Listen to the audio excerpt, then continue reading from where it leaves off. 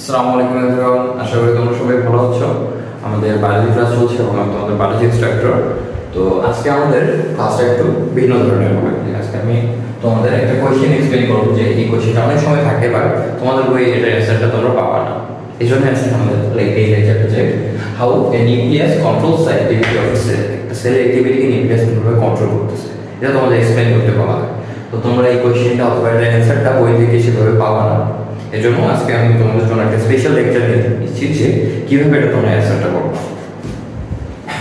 তো আমরা যদি স্ট্রাকচারগুলো দেখি, আমরা যে লাস্ট লেকচারটা হয়েছিল মনে যদি থাকে তোমাদের, যে আমরা কি করছিলাম, নিউক্লিয়াসের হচ্ছে চারটা স্ট্রাকচার থাকে। কি কি? নিউক্লিওপ্লাজম, এই নিউক্লিওপ্লাজম এটাকে বলা nuclear membrane, chromatin reticulum, nucleolus. তো এই যে চারটা স্ট্রাকচার আছে এরা কিভাবে কন্ট্রিবিউট করতেছে একটা সেলকে, আমরা যদি এটা বুঝতে পারি তাহলে তোমরা ইজিলি অ্যান্সার করতে পারবে যে কিভাবে একটা নিউক্লিয়াস আমাদের একটা সেলের অ্যাক্টিভিটিকে কন্ট্রোল করে। তো আসো আমরা একটু ডিপের মধ্যে যাই যে কিভাবে সে কন্ট্রোল করতেছে। তো আমি তোমাদেরকে রাইবোসোম কিভাবে প্রোটিন সিনথেসিস করে হালকা একটু ধারণা দিয়েছিলাম। তো ওই ধারণাটা আমাদের একটু কাজে লাগবে এখানে। তো ফার্স্টে আমাদের যে জিনিসটা আসতেছে সেটা হচ্ছে যে ক্রোমাটিন রেটিকুলাম। ক্রোমাটিন রেটিকুলামের মধ্যে কি থাকে? ডিএনএ। এই যে ডিএনএটা আছে আমাদের, তাহলে তোমাদের যখন এই কোয়েশ্চেনটা এক্সপ্লেইন করবা তখন তোমাদের ফার্স্ট যে পয়েন্টটা দিতে হবে সেটা হচ্ছে যে নিউক্লিয়াস কন্টেইনস, কি করতেছে সে? নিউক্লিয়াস কন্টেইনস জিনস, অথবা আমরা বলতে পারি ডিএনএ।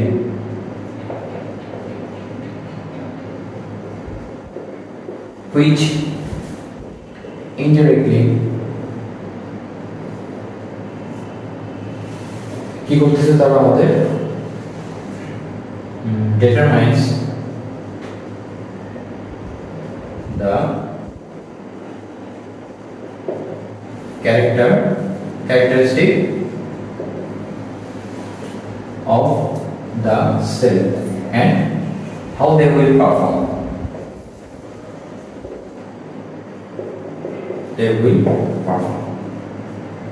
তাহলে একটা সেল কিভাবে কাজ করবে সেটা সে যে মনে করো কি বলা যাবে সিগন্যাল অফ অর্ডারটা কোথা থেকে পাচ্ছে?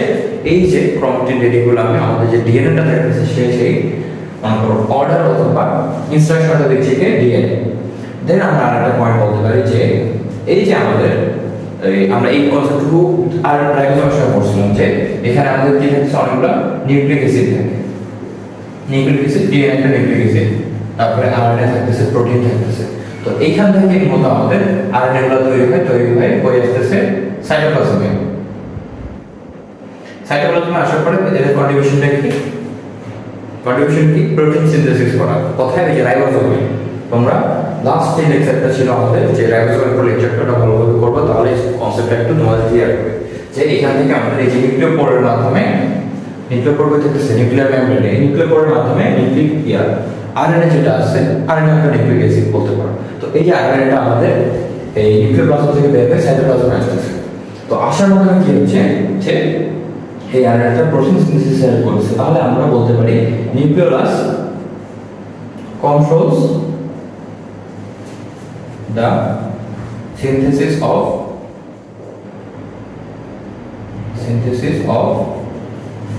RNA and protein।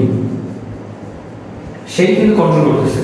হ্যাঁ, এখান থেকে যখন সিগন্যালটা আসতেছে সেটা রাইবোসোমে যাচ্ছে, যার কারণে আমাদের ওইখান থেকে আমাদের আরএনএ এবং প্রোটিনটা তৈরি হচ্ছে সেই অনুযায়ী। এখন আসি এই প্রোটিন স্ট্রাকচার। আমাদের বডিতে বেশিরভাগই দেখবা যে প্রোটিন স্ট্রাকচার থাকে। যে কোনো স্ট্রাকচারের নাম বলো, cell membrane, cell wall. Cell ওয়ালে কম থাকে, যদিও সেল ওয়ালে কার থাকে? প্ল্যান্ট সেলের থাকে। বাট এনিম্যাল বডিতে যদি তুমি চিন্তা করো তাহলে দেখবা প্ল্যান্ট বডিতেও থাকে নিউক্লিওলাস। তো প্ল্যান্টে আমাদের যে সেল মেমব্রেন আছে, সাইটোপ্লাজম বলো, তারপরে তোমার মাইটোকন্ড্রিয়া বলো, প্লাস্টিড বলো, বিভিন্ন স্ট্রাকচারে আমাদের প্রোটিন দেখা যাচ্ছে প্রায় 50-60, almost half of the composition of any structure of our cell. প্রত্যেকটা সেলে যে স্ট্রাকচারগুলো আছে তার মধ্যে এই প্রোটিনের কন্ট্রিবিউশন আছে। তাহলে প্রোটিন আমাদের ইন্টারনেটে কিসে হেল্প করতেছে? তাহলে আমরা একটা পয়েন্ট বলতে পারি যে nucleolus helps in protein synthesis। এই প্রোটিনগুলো আছে, প্রোটিন সিনথেসিস। তো এই some of this proteins, some protein act as কি করে? Some proteins acts as enzymes and hormones আচ্ছা হরমোন এখানে আমি না দিই হরমোনের আলাদা টপিক enzymes তারপরে and forms the structure of other organic তাহলে আমাদের যে বাকি অর্গানিকগুলো ছিল সেগুলোর স্ট্রাকচার ফর্মেশন এবং প্রপার ফাংশনিং এ কে হেল্প করে থাকতেছে আমাদের এই যে নিউক্লিয়াস ইনডিরেক্টলি প্রোটিন সিনথেসিস করতেছে যার মাধ্যমে তাদের স্ট্রাকচারটা যে ইনট্যাক্ট থাকে সেটাতে হেল্প করতেছে আমাদের এবং এনজাইম ফর্মেশন হেল্প করতেছে এখন আসি আমাদের নেক্সট যে পয়েন্ট এই যে এনজাইমটা ফর্মেশন করতেছে এনজাইম ফর্মেশনের মাধ্যমে সে আরেকটা কাজ করে সেটা হচ্ছে যে আমাদের এই যে এনজাইম ফর্মেশন করতেছে এনজাইম কাদেরকে বলা হচ্ছে enzymes are the protein structure that increases the rate of reaction and remain unchanged at the end of the reaction তাহলে রিঅ্যাকশনের শেষে অথবা যে কোনো আমাদের কেমিক্যাল রিঅ্যাকশন তাহলে যে কোনো কেমিক্যাল রিঅ্যাকশনে কে কন্ট্রিবিউশন করতেছে এনজাইমস তাহলে আমরা বলতে পারি controls the various reaction controls various chemical reaction of the cell by producing the enzyme এই যে এনজাইম ফর্মেশনের মাধ্যমে অথবা তৈরি করার মাধ্যমে সে কন্ট্রিবিউশন করতেছে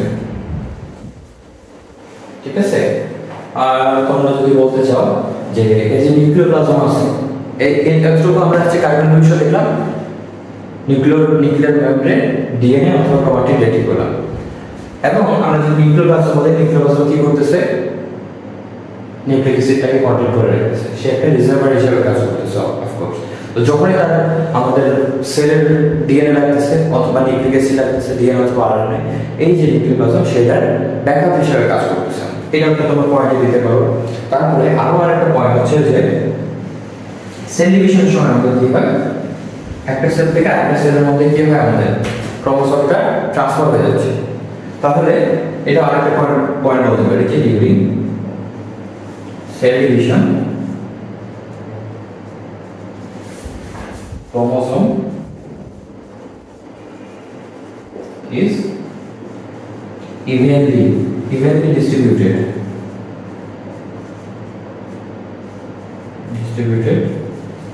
in